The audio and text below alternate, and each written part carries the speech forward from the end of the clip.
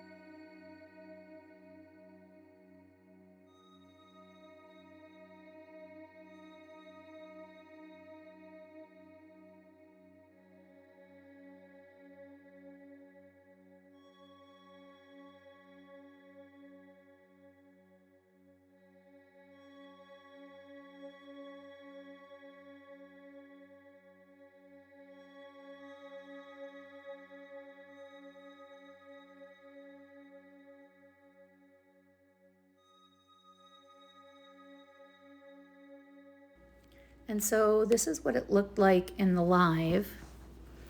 And then this is, I just kept adding and changing and altering because I wanted a lot of depth to it. I wanted it to look as though these sections were kind of puffing out, and I wanted it almost as though the strings that it's wrapped in love with are just squeezing it so tight. So don't forget to subscribe. I hope you enjoyed this. Let me know in the comments. Have a great day.